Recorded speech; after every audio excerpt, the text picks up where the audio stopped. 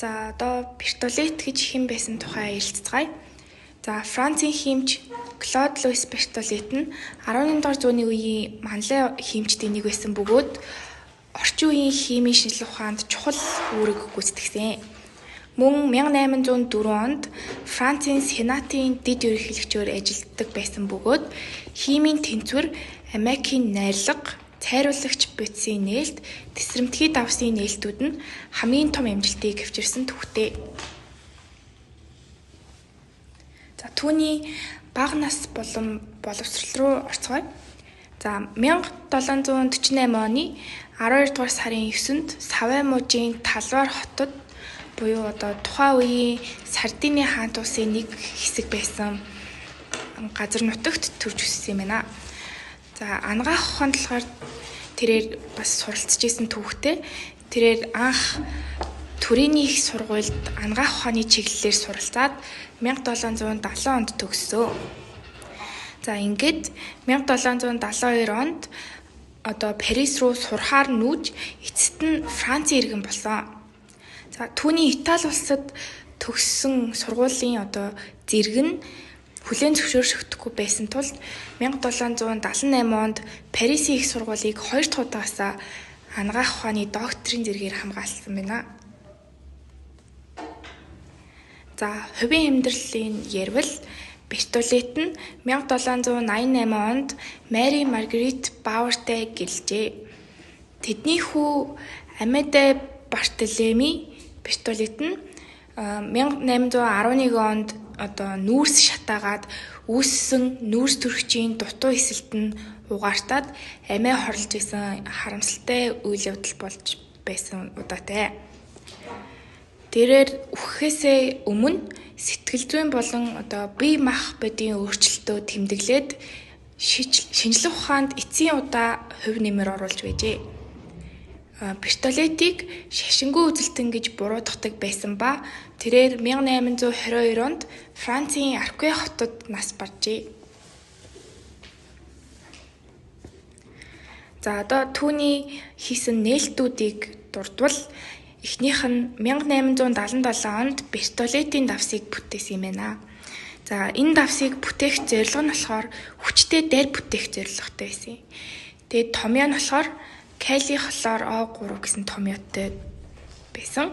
Тэгээд бүтээх үйл явц нь болохоор хлорын хийг калийн гидроксидын халуун концентраттай уусмалтай урвалд оруулж Бертолетийн давсыг гаргаа авчээ.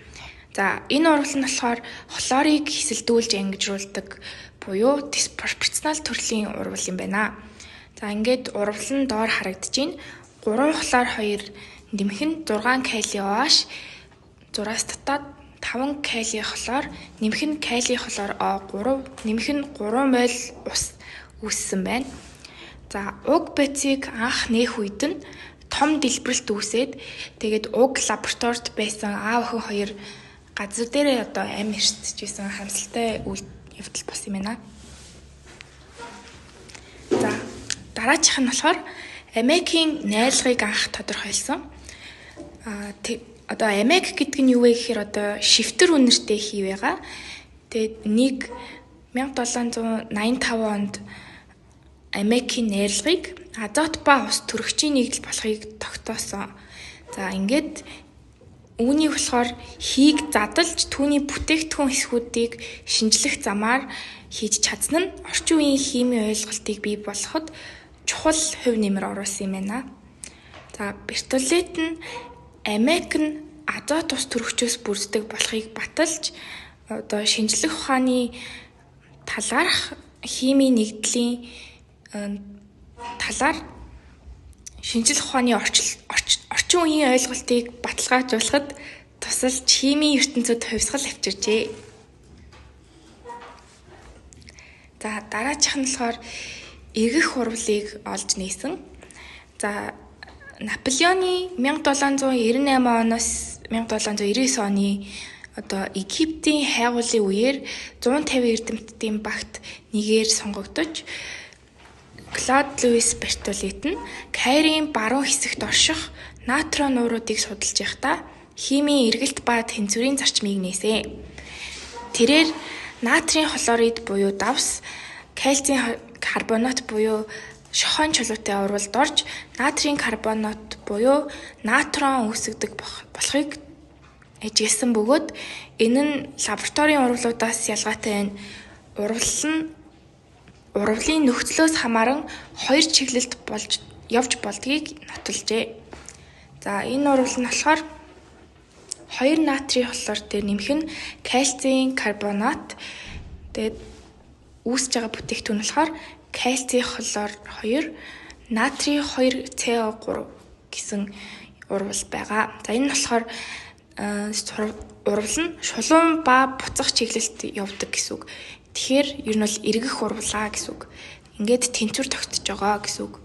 За тэгээд пистолет эргэх урвалыг нээснээр хожим эргэх урвалд орж тэнцвэр тогтсон урвал хоёр твш зүгэлсэн сумыг хэрэглэх болжээ. За тэгээд эдгээр ажиглалтууд нь урвалжийн концентрац болон физик шинж чанар буюу гадаад нөхцөл байдлаас мөн хамаардаг гэдгийг дүгнэсэн. За одоо туршилтын бичлэгээ үзүүлцгээе.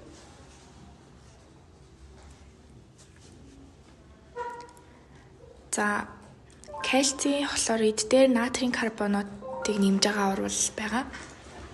За энд ингээд натрийн карбонат маань харагдаж байна. Энэ нь болохоор усан дуустдаг ийм цагаан давс байгаа.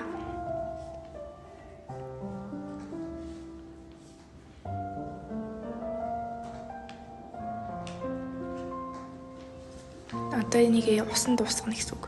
За энэ болохоор кальцийн хлор 2.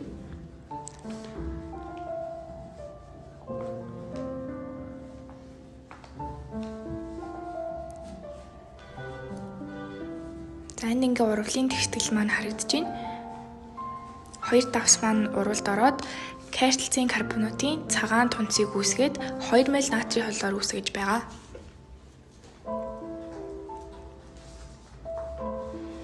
За кальцийн хлоридоос аваад туслаар хийгээд цагаан тунц үүсэж байгаа нь харагдаж байна.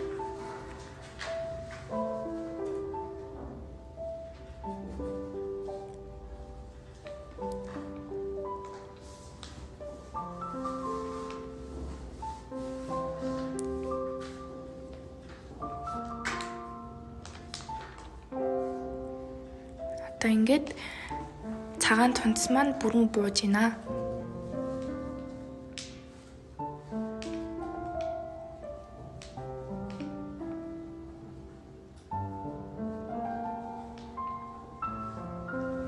За ингээд бүрэн.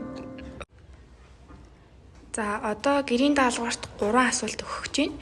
Нэгдүгээр асуулт нь үйлдвэрт бага зардлаар их бүтээгдэхүүн бодис гаргах урвалын жишээ 2-ыг бичнэ үү гэсэн байна.